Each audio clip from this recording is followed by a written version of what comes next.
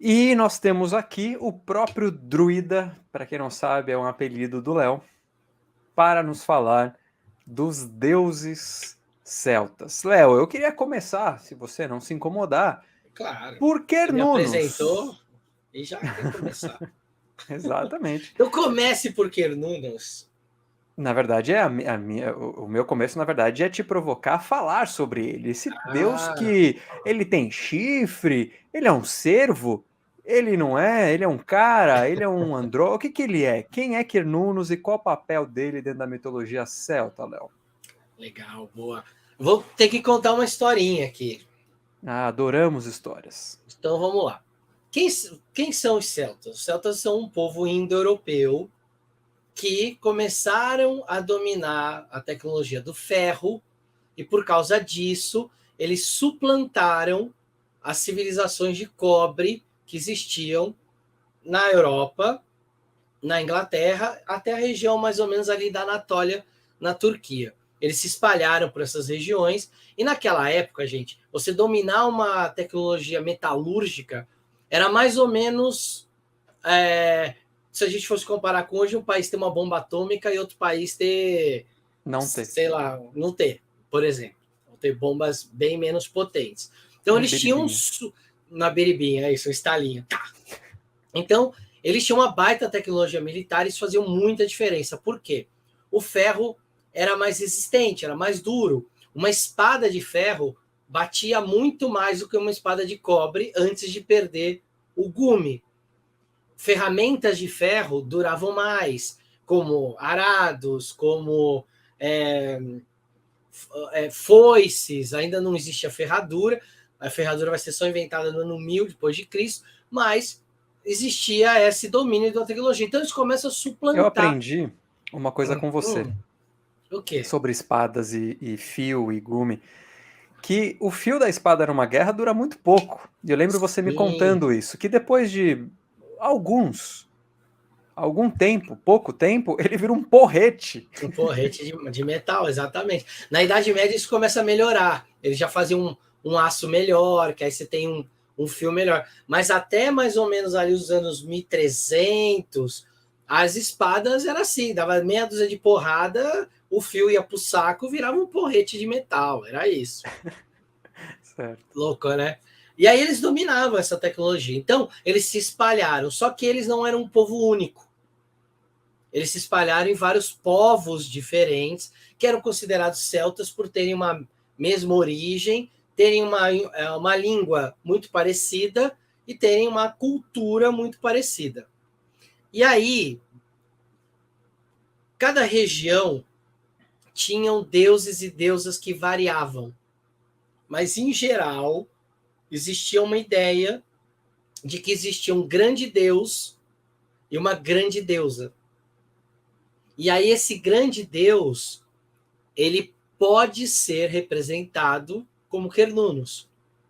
Então Quernunos é um deus que possui chifres. Em geral ele era um deus com às vezes era representado com uma aparência animal, às vezes com uma aparência humana, mas com grandes chifres e sempre com muitas folhas. Por quê? Porque ele representava, gente, o florescimento de flores, de folhas que eram irradiados pelo sol. O sol era um grande elemento masculino, e aí, como era o sol? Olha só, os antigos já sabiam que era. Eles não conheciam o processo de fotossíntese, como a gente conhece, mas eles já sabiam que era o sol que fazia com que as plantas ficassem mais verdes e mais bonitas. Então, eles relacionavam o sol com esse deus masculino que era Quernunos. E por que ele era representado com chifres? Porque para Por os quê? celtas, os chifres ele era um sinal de divindade, por dois motivos básicos. O primeiro, ele lembra uma coroa, alguém que era coroado. A gente, inclusive, acredita que as coroas vieram dessa observação da natureza de animais coroados, chifrudos. E na Europa você tem os gamos, reis, você tem aqueles animais gigantes de chifre, de galhadas, e que essas galhadas, além de parecerem a a coroa, elas também caem durante as estações. Então elas acompanham os processos da natureza. Então é como se aquele animal ele fosse a natureza viva, fosse um animal meio folha, meio animal, porque ele perdia os galhos. Então Cernunnos ele é uma mistura desse deus masculino folha com essa energia do Gamo-rei. Além do que esse animal era extremamente viril. O único lugar que a gente zoa esse negócio de chifre, de chamar de corno, de não sei o que, é aqui no Brasil. Ou em alguns países da América do Sul também o pessoal fala um pouco sobre isso. Mas na Europa, essa mitologia antiga, ancestral, pré-cristã, pré-qualquer coisa, ela é uma mitologia que está ligada a essa potência, essa virilidade real, sagrada de um animal que tem nas suas galhadas a representação dos ciclos da natureza. Então, Cernunnos ele é um grande deus que vai acabar simbolizando isso. Quanto maior o chifre, maior o falo. É tipo isso? Quanto maior o chifre, maior o falo. E aí, continuando essa historinha, assim como tinha esse deus masculino, tinha a deusa feminina também. A grande deusa, que era a Terra. Era a grande deusa. Então, assim, todas as deusas eram aspectos dessa grande deusa que era a Terra. Então, você tinha essa junção do Sol com a Terra. Então, esse deus Cernunnos que fecundava a Terra. A gente tem alguns registros de rituais antigos celtas que o rei da tribo se vestia de Cernunnos, a rainha se vestia como a grande deusa e eles praticavam o coito na frente de toda a tribo, porque aquilo era um sinal de virilidade da tribo durante um determinado ritual. Não era toda hora, gente. E aí todo mundo assistia aquilo era um ritual sexual, que aquilo mostrava a virilidade da tribo. Então aquilo dava o tom de como seria a colheita que aconteceria no futuro. Então, e essa deusa não tem um nome específico, Léo? Ela não tem um nome específico, ela era chamada de a grande deusa, a grande mãe. Ela vai assumir alguns nomes diferentes, dependendo da região. E aí, como é que eles escolhiam os nomes das deusas? Pelos rios. Então, por exemplo... tipo Danu. Isso, Danu, que deu origem a Danúbio, ao rio Danúbio. Então você tem um grande assentamento de celtas no rio Danúbio. Inclusive, uma das prováveis origens do povo celta é no rio Danúbio, e de lá eles se espalharam. Então a deusa Danu, ou Dana, é a deusa que foi batizada, aquele rio foi batizado com esse nome, ele era associado à deusa. Então, tanto o rio Danúbio quanto a deusa Dana, o Danu, é a mesma coisa. E aí você vai tendo outros rios na Europa sendo batizados com nomes celtas e eram as deusas. Então tinha essa coisa do fluxo feminino no rio. Tinha essa coisa também desse fluxo feminino irrigar a terra como se fosse um símbolo da menstruação feminina. E essa terra ficava fértil para que o sol pudesse fecundar as sementes e fazer as sementes crescerem. Então, esse é o início, né, desse celtismo primitivo, né? Esse deus e essa deusa. Mas como toda boa mitologia, Bruno, os deuses vão se especificando. Sim. Então, esse deus também vai ganhando características diferentes. A deusa vai ganhando características diferentes. E sobre Dana, Danu, enfim, nós temos inclusive os Tuatha, né? Os Tuatha de Danann. Os Tuatha de Danann. Exato. São tipo os filhos, né? Que é um pessoal mais maneiro, um pessoal meio mágico, né? E os Tuatha de Danann, eles são a base da mitologia irlandesa.